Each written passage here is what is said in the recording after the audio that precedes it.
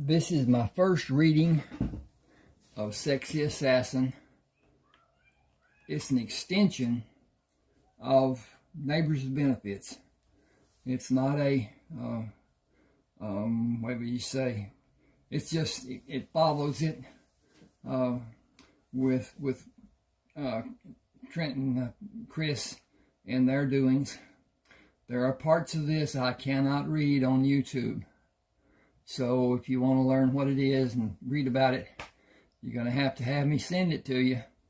I will send it to you on a contention, and you can read it, see if you like it, determine if you want to pay for it, or if you would just as soon not have any more dealings with me and my books.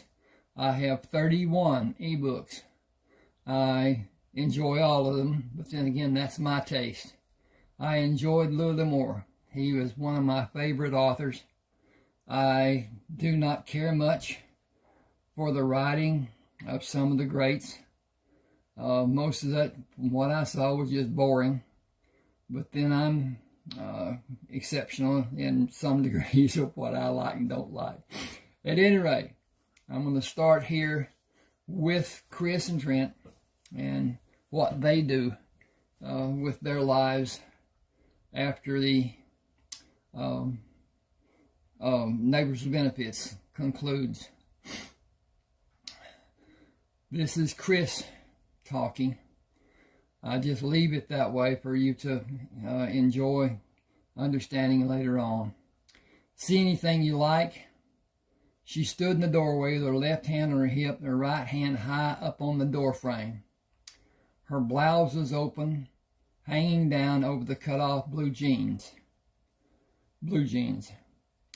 You know what you do to me, Chris.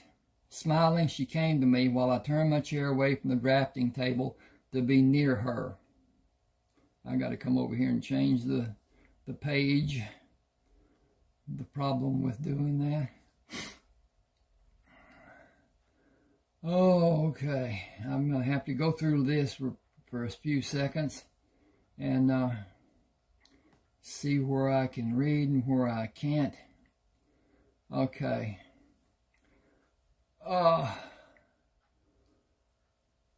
She pulled back from me. I have a business offer for you. I have a client in Belcher who wants to build an arboretum onto her house. She may even give us a bonus if we are able to show her husband how he will benefit from having it built. With curtains done as she wants them, will add excitement to being butt naked anytime they may want to be. I have specs for the work she wants to be done. Will you do the design work? You know I can't leave. Chris gave me a solemn look. I know you are always using your telephone to instruct the different superintendents and foremen on what is needed. She looked down and brought her eyes back to gaze at me. You will have a telephone at your disposal, except during the time you are meeting with her husband. Once we arrive, security will take it and anything else that might be used as a weapon while we are in the house. It will not be a long visit. The business meeting itself should take less than an hour, and we can be on a plane headed back to Dallas before noon. The entire trip will have you back home in less than 2 days. He will not see anyone on the weekend. We will need to pick 2 of your least busy days, and I'll make the arrangements. She furrowed her brow and gave me a knowing smirk. If you need more of an incentive, try $2,000. You will still be on the job here should you be needed. The mobile telephone provided is the latest model and allows you to use a set of towers for transmissions guaranteeing clarity. You could use a portable fax machine that also uses the towers. She pressed her lithe body against mine. If you don't tell anyone you're out of the office, your absence will not be noticed by anyone. I thought about the extra money. $2,000 for 2 days of flying across Texas and back was certainly one hell of an incentive. Using a mobile phone would not be a change from my normal communications, and I would tell everyone who needed to call me to use the mobile number. The fax was what brought me to agree. I gave a terse nod. I can't be gone longer than 2 days. Someone might come by unexpectedly. Some people like to do that. It wouldn't be a great loss, but I don't want my being terminated under dubious circumstances on my resume. You can tell them you were out, even better that you were with one of your lady friends. The girls are probably the reason those people might come by unannounced, trying to get a thrill from living vicariously through you. She waited for me to answer and continued. We can be a little late boarding the plane if we are checked in on time. The flight crew will wait for first-class passengers. I sat up on the bed. First class? With drinks during the flight? Chris shook her beautiful head. No, darling. Through the flights, plural. We will fly first class from Houston to Dallas, first class from Dallas to Belcher. You will limit your drinks from Dallas, won't you? You'll need a clear head when we meet Carl Ayers. I swallowed hard. Carl Ayers, the oil baron? She took my hand and kissed the open palm. Carl bears the oil and energy tycoon. I lifted my hand up to caress her cheek. Now you have me anticipating doing the job for your client and going to Belcher. I would like to take time and go back into New Mexico for a day or two of sightseeing. I just can't take that chance because I have too much responsibility for the current job sites here. But maybe someday we will. I thought about flying strictly for the pleasure of flying. My duties here are substantial, not just my duties for architectural design and architectural engineering. I also oversee safety, cleanup, and every detail of the job. The superintendents and the different foreman types have some responsibility, but anything that is done wrong that is not related to job crafting is on me. I am the person who says if scaffolding is moved or changed.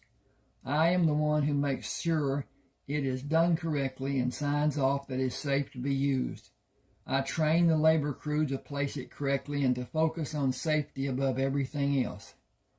The company carries a hefty amount of liability insurance just so it can cover such idiocies when it happens. I wrote that and still can't read it very well. When it happens, idiocy when it happens. I have been able to stop those calamities so far. I've stopped a lot of near misses, too. The site must be constantly checked for hazards. Every Monday and Tuesday, I make the rounds to each job site and instruct the crews again. The labor crews pass on any information they're given to the other craftsmen. All crew members have been instructed to report a hazard they may find. Some people do not realize how important those things pertaining to the job are, or maybe they just don't care about the total environment of the job site. They just want to do their work and get paid every Friday. It seems they don't see a problem and it's too late and someone is injured. It seems they don't want to be safe and perform the work safely. They go by the standard consideration of, I have always done it differently than you tell me to do it, and I will agree with you at the meetings and then go do it my way, whether it is right or wrong, just so it works for me. They don't seem to understand that they may be endangering another man just to have their work be easy for them. Give me a second. I want to get a drink here, and then I'll just go ahead and do this, take this time. When I accepted the position of architect, I did my duties to the letter. The second week I was on the job, a 2-tiered scaffolding fell and 2 workers sustained minor injuries. To be allowed to continue working, they both signed statements absolving the company and took responsibility for their pushing the scaffolding over. It was poorly built and inadequately anchored. It was not level and the footings were not properly supported. All those factors led to the section of scaffolding falling. The company fired the superintendent and 2 of the foremen. I was called to company headquarters in Houston, assigned the directing of the normal physical operations for each of the job sites. Nothing was mentioned about compensation for those extra duties. The next week, I was called to the headquarters again for more work assignments. I balked.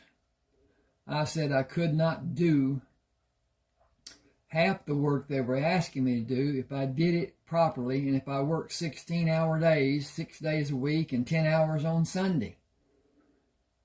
I was asked to do the work that did not pertain to the responsibilities of architectural engineering. I said I would not continue unless I was given competent people who I could supervise. An assurance was given that competent people would be placed in positions to do all the needed work that is in the scope of their job title. The promises were empty. People were hired that were said to have experience in positions they were hired to do. I was constantly on the phone trying to help those incompetent people. I endured the situation a total of 4 days. I drove to Houston and wrote my resignation at the desk of secretary for a vice president who did not have time to see me. I gave her the resignation and left the building. My answering machine was loaded with calls from people of every level of management from the company when I got back to the house. While I was listening to those beratings and threats, the company president called with an imploring request for me to call his private telephone number. I waited and considered what I would tell him. When I felt I had the proper notes written, I was certain I would be able to convey exactly what I wanted to say. I was not given the opportunity to utter even one syllable. He immediately began after I said, "I am Trent Fremont. Whatever you want will be done. Come to the office of the personnel manager and hire those people you want. Make your own selections for interviewing. Just get the projects running smoothly and efficiently. You are now the district construction manager and project engineer for the Houston area. You will continue in the scope of responsibility you've been so faithfully executing. You have complete control of all phases of construction in the Houston area and assignments of lesser responsibilities with provisions of responsibility for hiring and termination of all personnel. You will have your salary doubled with the same benefits you have now provided by the Paranat Corporation." Then he asked if I accepted the offer. I agreed to his offer, then told him I would need 2 weeks to get people hired and everything working as it should, or he could accept the resignation I had submitted. He thanked me and told me to call him using the private number at any time. Day or night, it did not matter. That is the scope of my responsibility to the company. I have the last word, and good or bad, it is to my acclaim or denigration. Okay, I can't take time off until all the projects are finished. If it is somehow discovered that I left the area, I will be reprimanded or possibly terminated. With the use of the mobile telephone and the ability to send the fax in a matter of only a few hours, I should be safe from incriminations. Hang on a second.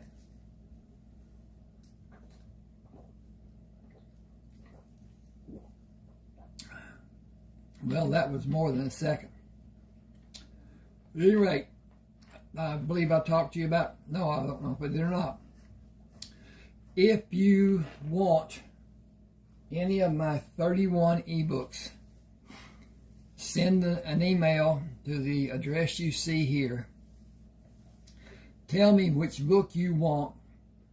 I will send an email with an attachment of the text that can be downloaded. Read it, see if you like it, see if you want to continue or you don't. If you do, send a check for $6.99 and then send another email telling me which book you want and that you will be sending the $6.99 before it is sent. With that, bear in mind it can be done through Zelle, Z-E-L-L-E, from most banks. Both the banks I use here in East Texas have it. It is free. It is safe if you know the person that you're sending the money to. Once it's done, it's just like sending a check. Once the check is cashed, there's nothing the bank can do. Once the Zelle is received, there's nothing the bank will do. They don't want the involvement. They want to do business and have that just be an extra that they give for convenience of their patriots. It is not something you should be doing with people that you do not know. And I'm saying this because I'm telling you I'd like you to use Zelle, but I also want you to be safe.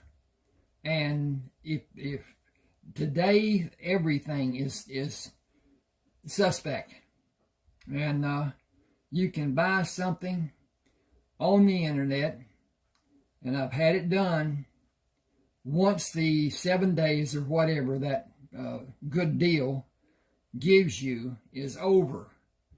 If you're not able to stop the recurring charges, it can go like it did for me, from 99 cents to $39.99 per month for that application, which I didn't even use. But anyway, I'm fighting with it now with my credit card, and I may only have to pay the $39.99, but anyway, that shouldn't have been done to start with.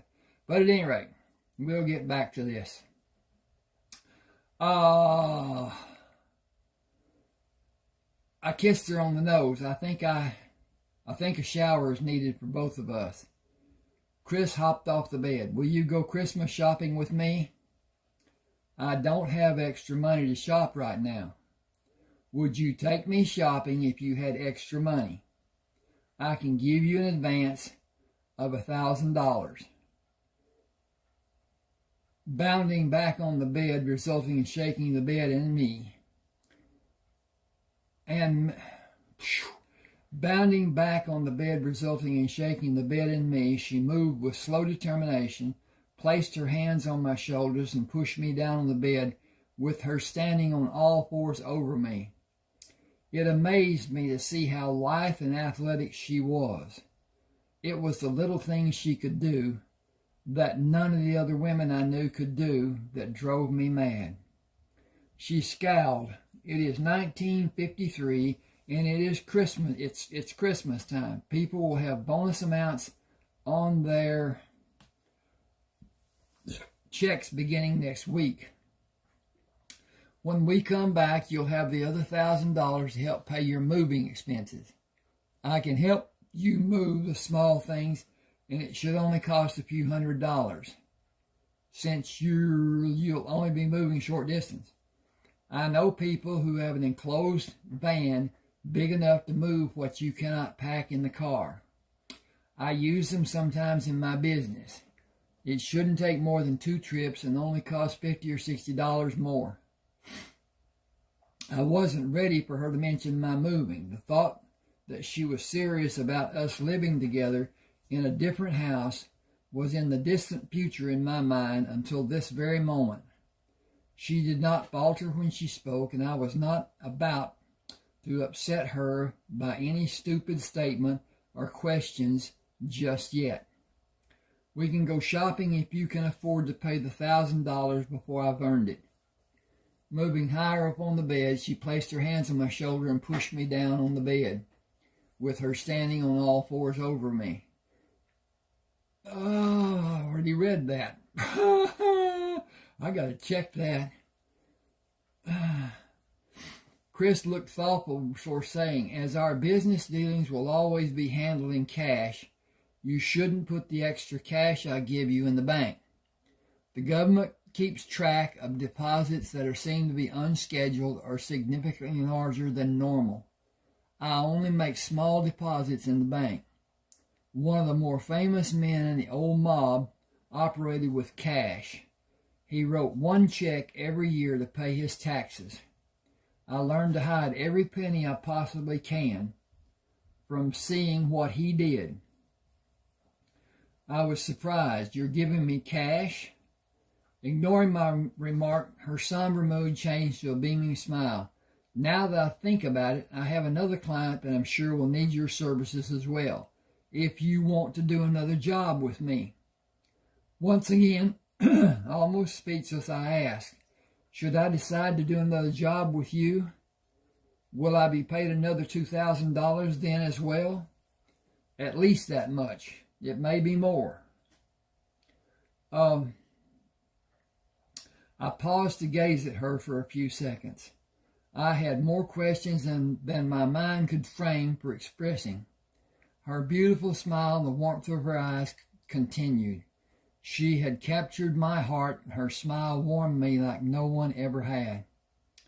You know how little I make working for Paramount Corporation, even with my wages being doubled, don't you? I don't pay for this house or the utilities. It's owned by the company I work for. I can't afford another place to live because all of my savings would go for the rent alone. You must know that $2,000 for a few minutes to convince a rich man to allow his wife to build onto their house is a substantial amount of money for me. I smiled, thinking I didn't need to speak in a manner to Chris. It's a lot of money. Anyway, whatever. She touched my hand. My business pays well. I am not ashamed of being able to afford more than most people. You can benefit from helping me and go on with your work as it is scheduled, or maybe you can do consulting for them instead. You will not have to visit the job sites as you're doing now. It will give you more freedom and ease the worries you suffer. Think it over and tell me what you want to do after Christmas and before the new year. I laughed. How will they ever let me have freedom to work as I originally thought my work schedule would be? Simple. Offer to work for the company in any capacity you desire after this year is over. Since that's not far off, continue to work as you currently, let me back up and do this again. Since that's not far off, continue to work as you're currently scheduled until then. Your new position will be viewed as a need the company has and will not reflect anything glaring for the government to investigate. What astounded me most was what I viewed as her paranoia, so I asked, why would the government care? You don't believe the government has an interest in anything involving a large company such as the one you're employed by? A major shift in their daily operation can impact the economy. Of course, it is monitored, and the monitoring is done by more than one agency. How long has it been since you traveled commercially? Our trip to Belcher will be seen as an anomaly by those agencies who will be looking. My naivete was working full time. I did not believe the government operated in the same manner the armed forces did. Her talking to me about it brought back memories of my time in the Army and what I had seen in the covert operations I took part in. The thought had never crossed my mind that a government had so much interest in the common person's everyday affairs. She pushed back from me and hopped off the bed in the same movement. Shower with me. Just shower. No fooling around. Just shower. We can fool around later. I'll be up for that, no doubt. No doubt you better be. Okay.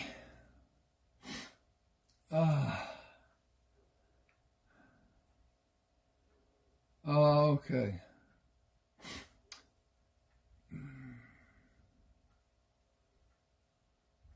Chris playfully tossed the wet towel at me and lay with me on the bed. She turned away from me, then wiggled. I put my left arm over her arm and pulled her tight against my chest. She whispered, "Tell me what you like about us." Not being ready for any heavy talk about our lovemaking, I took my time and considered how I should respond. I met her when she visited one of the 5 neighbors I had an arrangement with for afternoon delights. They began by accepting my offer to hire them to clean the house and cook dinner for me. It was a once-a-week deal in the beginning, but when the events happened, the dynamic changed. And relationships became more involved. I have an aversion to condoms, but even a greater aversion to making a little Fremont with a woman I only saw socially. Freedom in the bedroom for them came at a price. I required them to use a solution my doctor friend from Miami told me about. He promised it was a foolproof contraception. And so far he had been proven right. Excuse me just a minute. I need to put an A right there. Okay, I put an A right there. That's a good thing. Okay. They, meaning the women, I should put that the women, they introduced Chris to me. It was lust at first sight.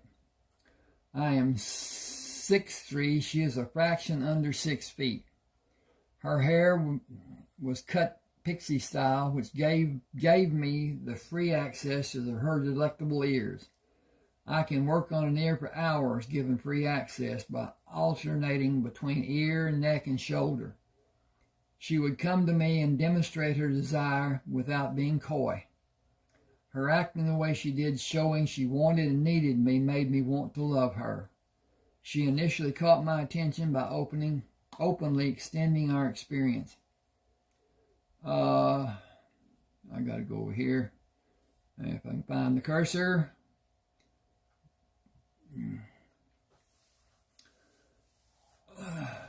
Chris made certain our encounters were mutually satisfying. She had an extraordinary ability to move me to new heights in that she enjoyed our time together and often initiated new things for us to try, ultimately connecting us in more than just a physical level. She made me love her, both physically and romantically. I kissed her. "I like your mouth."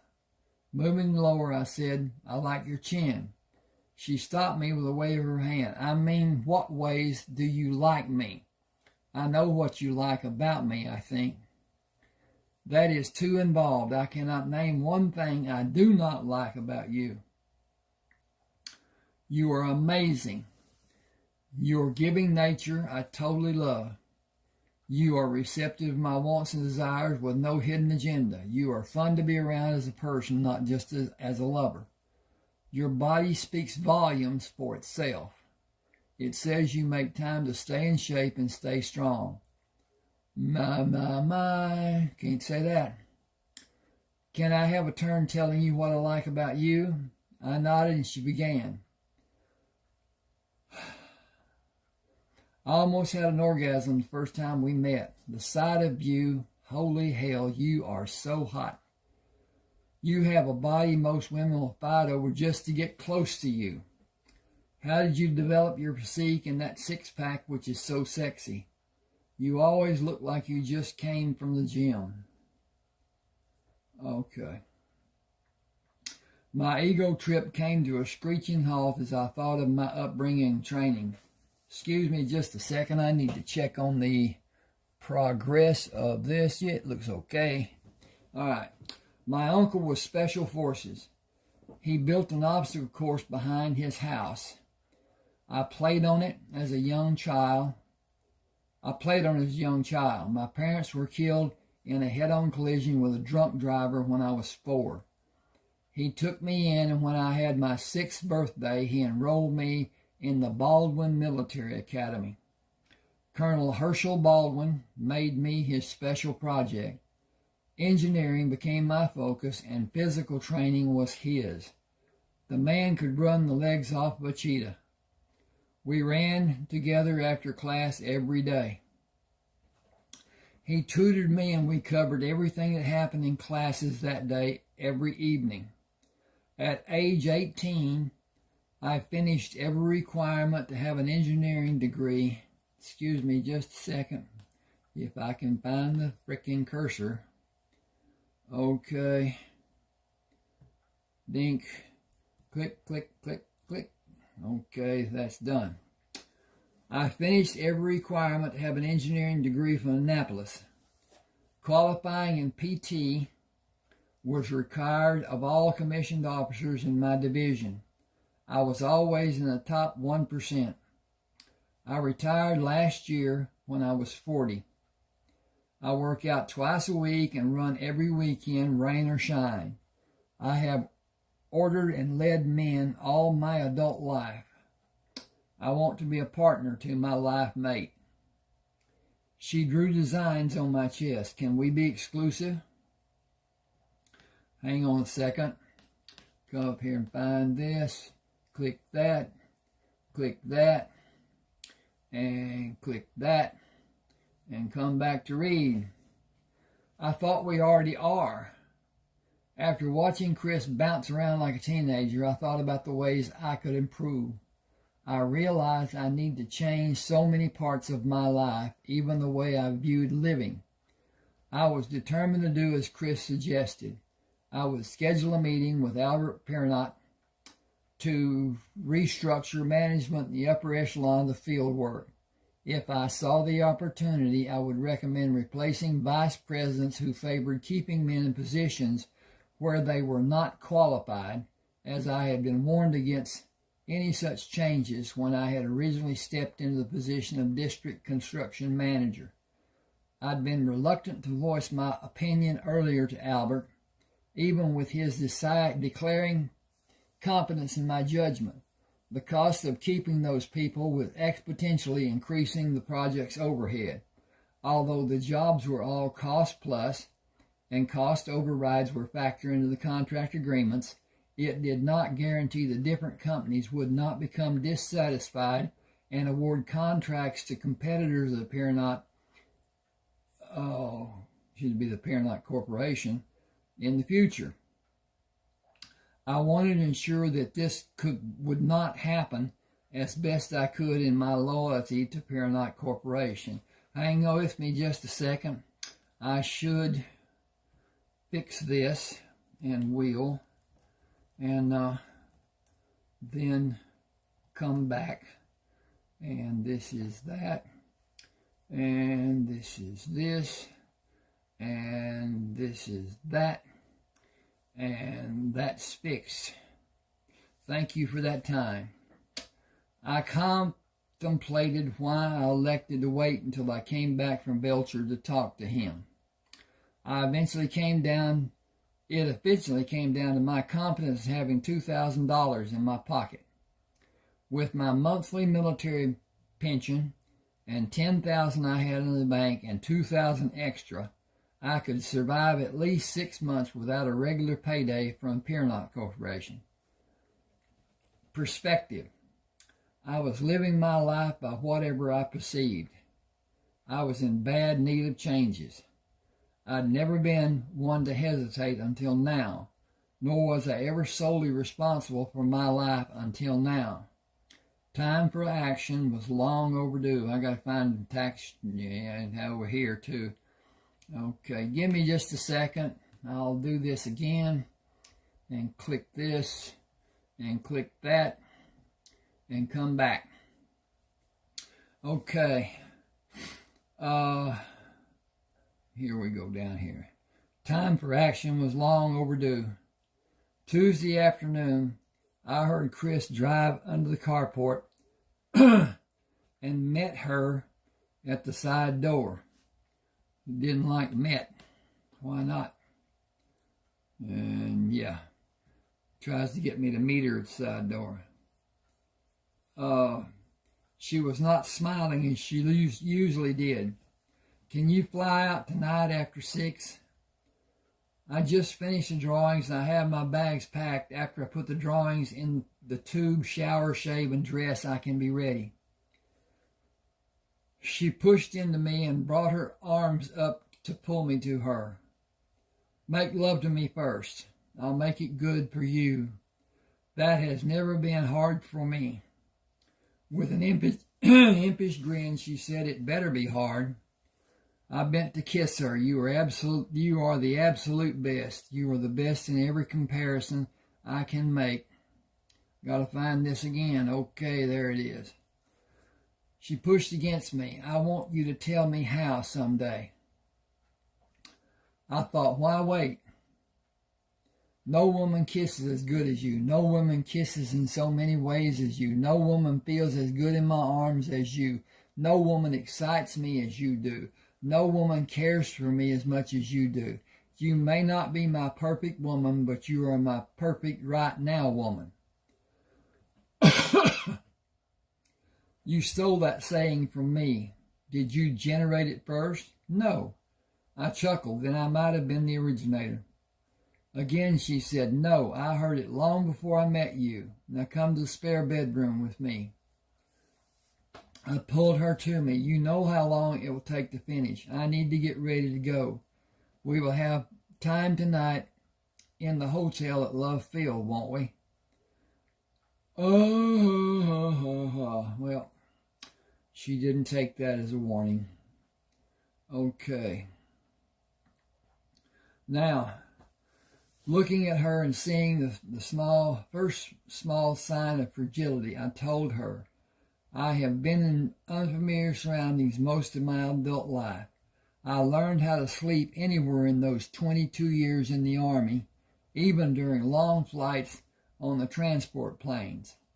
I can sleep anywhere. You may be able to sleep anywhere, but you will still be tired. I also learned to function at a high level, rested or not. 2-day hikes are a thing of your past now. The training is what I will never unlearn. The shock of battle, of the clinical term of battle fatigue, will always be a part of my mental condition. I do not suffer idiots who want to fight. I end the fight as fast as possible, whatever it takes to protect myself. She pulled me close. Then we'll make a good team. I will have your back, and I know you will have mine. I said, this session will be a short one just for you. Da, da, da, da, da. We're going to skip down here. Oh.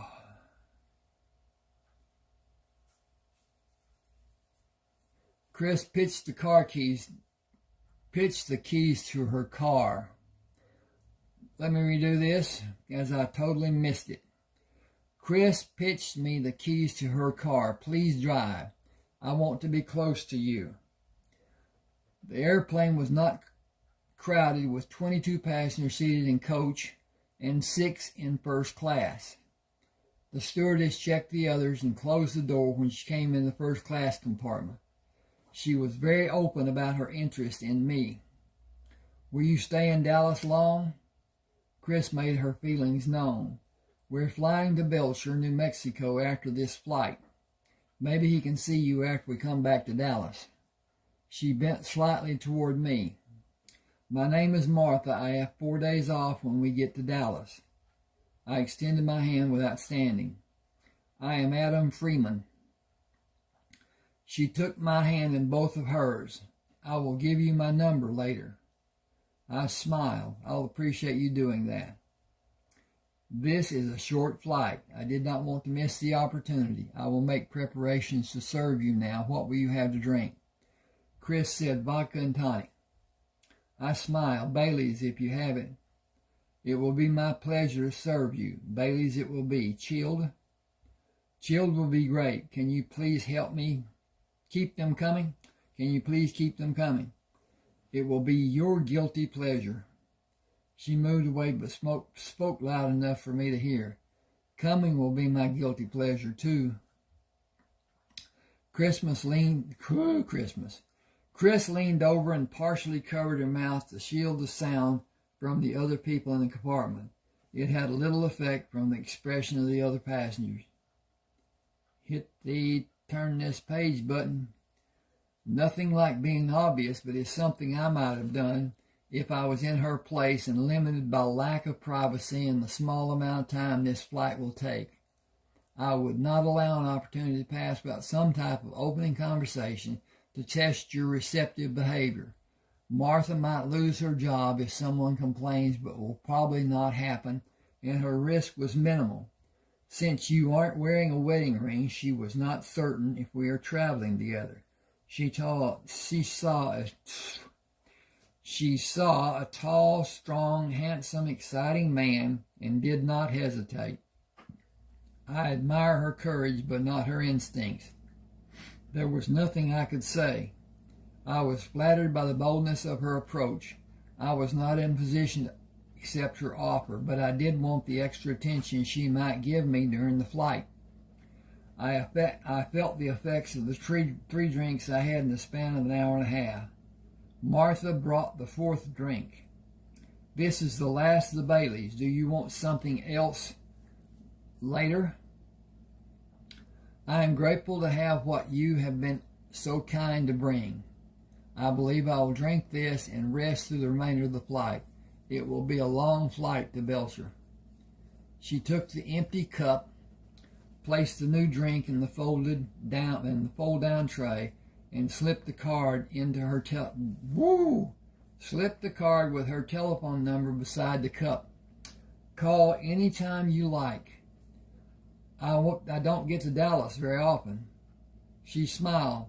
Call anytime you like. I will be expecting your call. I will not make any promises, so don't be disappointed. I have a very busy work schedule. If I do call, it cannot be a long conversation. It is a long way from Houston to Dallas. She said, I'll take whatever I may get and be happy with it. I leaned back to look up at her. Martha, it has been a pleasure. It has been for me too. Turning to go back to the nurse steward's station, I believe she put a little extra wiggle in her walk. Chris was busy with her fifth drink and was not feeling any pain. She would come to Houston if you asked her to. I set up to reach the drink. I don't intend to ask, as I don't intend to call her, nor do I intend to come back to Dallas. You never know. What does that mean? Gotta flip the page. Okay. Just that there may be lots of reasons for you to come back. Offhand, I don't know of any. That's what I mean. You never know. You told her we were flying to Belcher. No hotel for us tonight then. We will spend the evening with Charlotte Ayres and be in separate bedrooms tonight. We will have breakfast and meet with Carl Ayres before lunch. He will be back at the house sometime after 9 in the morning. I leaned back and enjoyed the coolness of the fresh Baileys. Love Field was an old Army pilot training center with 3 runways. We walked and carried our bags past 7 access doors where people went to and from different flights before we finally reached the opposite end of the terminal. The buzz Chris had was gone before we came to the gate we were departing from. We were to depart from. This could get old rather quickly. We flew from Houston on one airline, and we will fly from here on another. I've always wondered why transportation inside the terminal is not provided. The infirm are given wheelie chairs. Why not give everyone a ride? Gotta find the cursor again. I said the baggage handlers provide the wheelchair rides. Prices would be exorbitant for everyone to be pushed in a wheelchair, especially the distance we just walked and carried our bags. I looked back in the direction we had walked. It is so far from here to the gate where we arrived. I can't see it now. I couldn't see it even if all the people were not in the terminal. Chris said they are mostly day travelers. Business is booming, and these are probably men who travel every day. How many women have you seen? Very few. It is 1953 and women are not accepted in the business world. I will not ever be one of the unemployed. I have plans for my future, and being a housekeeper does not fit in my plans. I tried to consider what Chris meant. It has been 8 years since the war ended. I plan to have my own house and be working as an independent by now. Our imagining how our future will be does not always mean we get what we want. Will you be happy if you have your house before the end of 1954? It is not going to happen, not the way my life has gone since I got out of the Army. Most days I feel like I have a chain around my neck and the company jerks on it every morning, even on Sundays. The work never ends. I am neglecting the work to come with you. The money is my reason.